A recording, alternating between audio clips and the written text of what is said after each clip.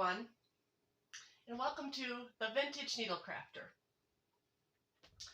Now I'm sure many of my new subscribers for my new channel is wondering why I changed my name on my channel. And I'm here to make a little video about that, explaining why I have done this, the reason behind it. First of all, I appreciate each and every one of you. But you see, my channel is in its infancy. I'm new to YouTube, only been here a few months. And I've been watching my views on many of my videos, and I have noticed that many of my views are coming from the needlework podcast that I've been making. They're getting the highest views. Now, does this mean I'm not going to be doing any more cooking videos? No. I'm still going to be doing cooking videos for you. However, they're not going to be as many cooking videos as there are in comparison to needlecraft videos. I'm wanting to grow my channel.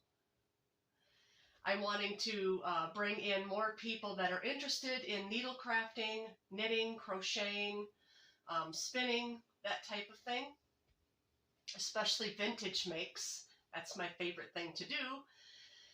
I have an Instagram account that I've had for a couple of years called the Vintage Needle Crafter. You can find me over there on Instagram. But that is why I changed my name. Because the homesteader's wife, people that are interested in knitting and crocheting and the like, won't be able to find me because of my name. So with that being said, I just have a couple of things I want to show you today. I thank you for listening to my little talk about that and my explanation as to why. But anyway, on with the needlework. Okay. The first thing I wanted to show you today is a project I've been working on.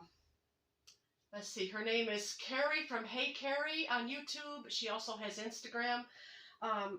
One of her patterns is called the Xenia Top. I'm just about finished with mine. And I ran short of the yarn that I wanted to do. The main yarn I was using for this is called Bamboo Fair. Well, I ran a little short, and as I stated in my earlier podcasts, I had 3 rules for myself, goals for myself for this year in 2023, and one of them was not to make any yarn purchases because I'm trying to work down my stash. I'm not a hoarder. Just a little joke. But anyway, yeah, so I ran short of this, and not being able to purchase, I know you can, oh, excuse me, got a little frog in my throat this morning. You can still get this through Hirschner's, and they have it on sale right now, Bamboo Fair. It is, I forgot to tell you what it's made of, 60% rayon from bamboo and 40% cotton. So it's very nice. But anyway, I want to be sure I have enough to finish the bottom because I'm going around the edge, doing the edging like we did up here for the yoke. But she has the pattern for this, and it is free, by the way. And I will put her channel link in my description so you can find her. She's all crochet. Hey, Carrie. So I had some extra cotton left over that was a sock weight cotton. So I just put that in there, and I had different colors of that to fill it in. And I'm almost finished with this, and I'm going to try it on for you because I love this little piece. I absolutely love this little piece.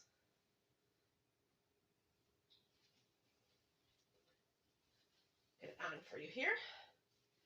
It's very comfortable. This is made with a raglan yoke. And the way she does it, you just go around the collar, and then you're going to go like a square. And the increases are going to be at the corners.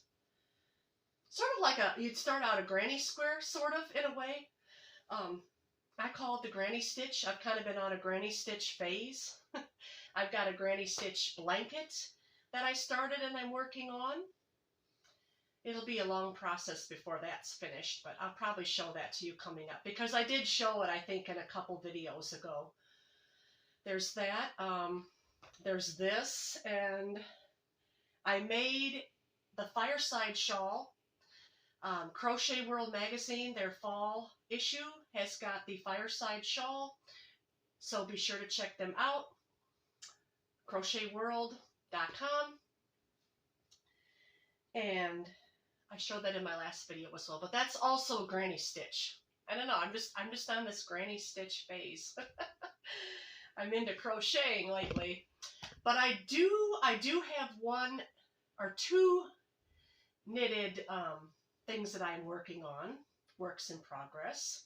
That was another goal of mine for 2023, to only have 3 whips on my needles at once, no more than 3. So I have this going right now. It's almost finished. I have the pink and white cardigan that I'm still working on slowly. I'm hoping to be done before fall. I don't know, I kind of was going really fast with that, and then other projects came up for summertime, like this cotton top and my sweater dress that came up. I want to start on that. I am designing myself a dress. Yes. I'm using, I'll show you the yarn I'm using. Very unique yarn, by the way. This is a cone, and I got this vintage yarn. This is vintage yarn, and I do believe it didn't pass the wool test for me. So I do believe it is acrylic, but that's all right. I have made things in the past with acrylic and wool combined. But this is, it says on the bottom, heirloom, grapevine, very old. Looks like maybe something from the early 80s, possibly late 70s. I just love vintage yarn as well. And it's a fingering weight. And how do I know it wasn't wool and that it passed the, didn't pass the wool test? I learned to do something called spit splicing, where you would take, show you, this is wool.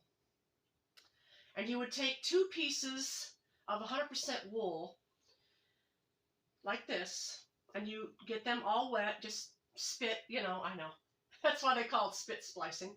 And you get them wet with your tongue or whatever, and you just put these 2 pieces together like this, and then you take them in your hands, because your hands are warm, let's hope they're warm. Go like this really fast, really, really fast. I could demonstrate that for you, by the way, if you'd like. But, and when you pull it, it will go together, okay? Hold on, I'll show you how to do that. Okay, so here I have some yarn that was some of my hand spun from last year. I know this is 100% wool. It's Corriedale. Nice purple color. And this was hand dyed, by the way. I hand dyed this using food coloring. Yes, you can hand dye yarn using food coloring. It's nicer when you use natural plants, though. It really is. So you just take one end and say you want to tie on your new yarn. Just a little bit uneven. But you just take the 2 like this, lay them on top of each other like this. Get them wet.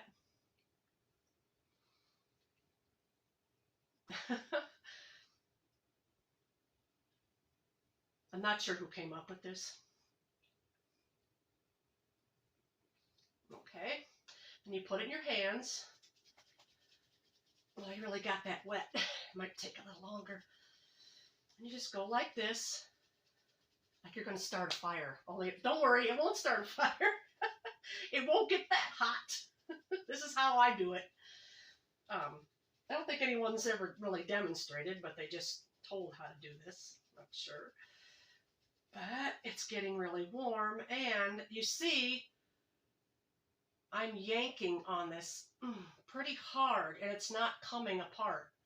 That's how you know you've got 100% wool. Acrylic will not do that. Acrylic or any other fiber that I know of will not spit splice. Ugh, that's a tongue twister. Only 100% wool that I know of. Okay, so I love making vintage things, hence my name, the Vintage Needle Crafter. And I'm not sure if anyone knows this, but these are Workbasket magazines from the 1950s. You can still find these in places out there on the internet. I have gotten some of these, I think, from eBay. But there are some nice makes in here. I did make my son's a vest from 1952 last fall. They thought that was great. They had a name for it. They called it the Wally Cleaver vest. Well, if you're probably near my age, you remember the program Leave It to Beaver. If not, okay. That's fine too. Okay. I like this pattern here in the 1952 Workbasket magazine. I thought this would make a nice sweater for spring. I haven't casted it on yet or anything like that, but hopefully someday. I have made a couple things for Workbasket. Does anybody out there have Workbasket magazines? What about you? Do you have vintage magazines of any kind? I'd love to hear what you have. Also, in my collection, I have the was very old Victorian magazine called Weldon's Practical Needlework. They have reprinted those and bound them in hardcover books, and you can now buy them in book form. And these patterns are from the late 1890s, during the Victorian era. Okay, and yes, I started telling you a little bit about my sweater dress, and I got sidetracked. My apologies. My mind. But anyway, I'm designing a dress, and what I'm doing is starting at the bottom of the yoke, and want to go straight up until I get to the arms, and then I'm going to cast on for the arms, is my plan. Start the V-neck. Continue to knit up, casting off the sleeves when they get large enough to fit me, and then going down the back. And then I'm wanting to sew the sides and the arms, sew the arms and the sides, and then I want to begin in the round for the skirt bottom. So this is going to be an interesting project. All I have is just a little bit of the yoke, so I didn't really want to show you today, but I am using this Heritage heirloom yarn and some of my sock yarns that I have lying around. So it's going to be a scrappy project, a stripy dress, and it's going to be a remake of something that I wore back in 1986. Yes, only will be a different color. I like that sweater dress I wore. I have a picture of myself wearing it on my engagement picture. So when my dress gets further along, I'll share that with you. But anyway, I didn't want this video to be too lengthy, and it's already nearly 14 minutes long. So I hope you all have a wonderful day. I hope you're having fun with your makes. Get out there and if you enjoy vintage things, learn all you can about vintage. Vintage makes are wonderful. They're having a wonderful comeback because of the elegance and style. I do believe people are appreciating more and more the simple elegance of Victorian makes and vintage makes as well. But thank you all for watching. Please be sure to like and subscribe if you like this video. And I'll see you all again at another time. Bye.